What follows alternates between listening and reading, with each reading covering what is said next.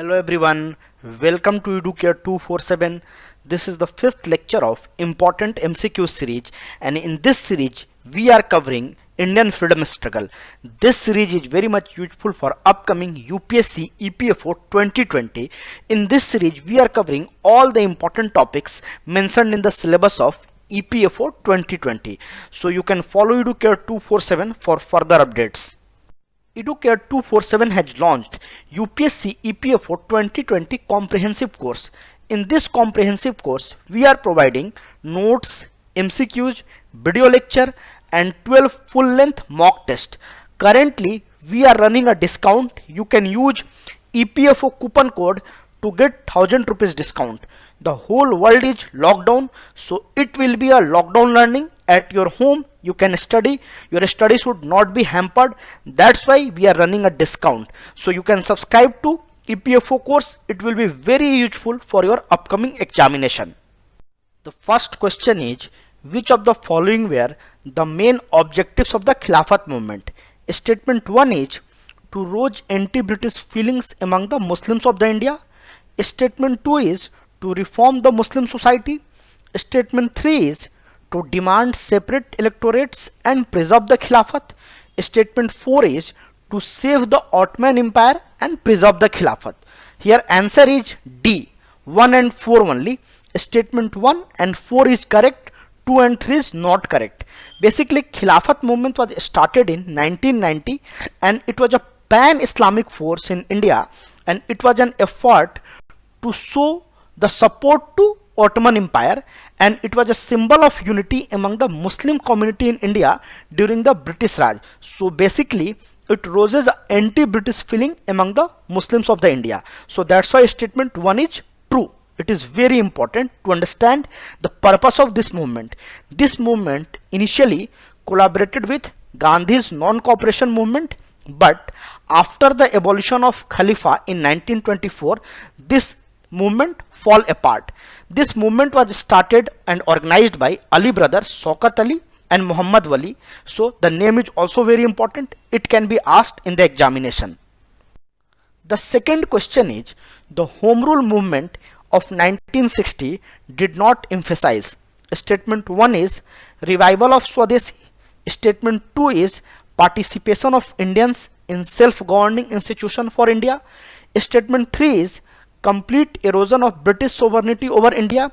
Statement 4 is separate electorates for all communities of India. Here answer is D, 3 and 4. So it is asking the Home Rule movement was not focused on. So you have to tell what was not the focus of Home Rule movement. Basically, Home Rule movement aimed to get self-government for India within the British Empire. It did not talk about the complete erosion of British sovereignty over India. That's why statement 3 is wrong. Home Rule movement believed that the freedom was a natural right for all nations. They did not emphasize on separate electorates. So that's why statement 4 is also wrong. There are two Home Rule League movement. One was launched by Tilak in April 1916 at Belgaum, and another was launched by Annie Besant in September 1916 at Madras. So you must remember these two movements, and this is very important. And the common objective was to achieve self-government in India during or within the British Empire. It did not talk about the erosion of British Empire. So this is very important point. Keep this point in your mind. The next question is, Partition of Bengal was revoked in 1911 by which of the following Governor General? The answer is Lord Hardinge, B. Basically, in July 1905, Lord Curzon announced the partition of undivided Bengal presidency, but there were agitation for that, and after agitation, British government revoked that partition, and Lord Hardinge was the Governor General at that time. He reversed the partition in 1911 and again make one provision for the Bengal. This is very important point. Keep this in your mind. The next question was, consider the following statements regarding the Young Bengal movement. Statement 1 is advocate women's right and their education. Statement 2 is attacked old tradition and decadent customs. Statement 3 is organized debates against idol worship? So here answer is D. 1, 2, 3 all are true. Basically, Henry Vivian Desrosiers was the founder of Young Bengal movement and he taught at Hindu College, Kolkata. His followers were known as Desrosians and their movement is called Young Bengal movement. They attacked the old tradition and decadent customs. They advocate the women's right and their education. They also organized debates against idol worship, casteism and superstition. So basically it was a revivalist movement. They were trying to revive the society. So it was very important movement at that time.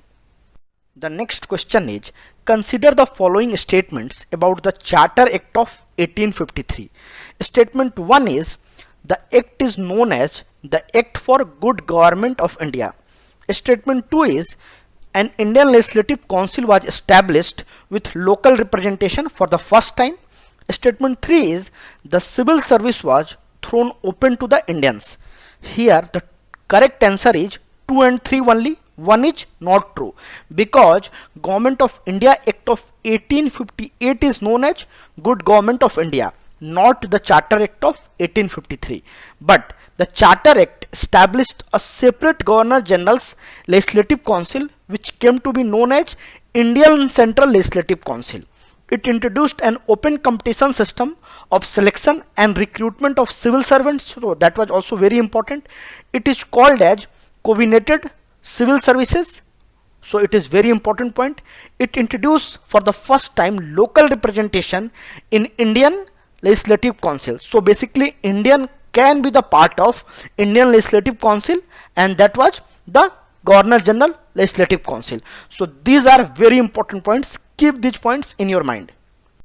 Hope you have liked the video. If you have liked the video, subscribe to Educare 247. Thank you and keep learning.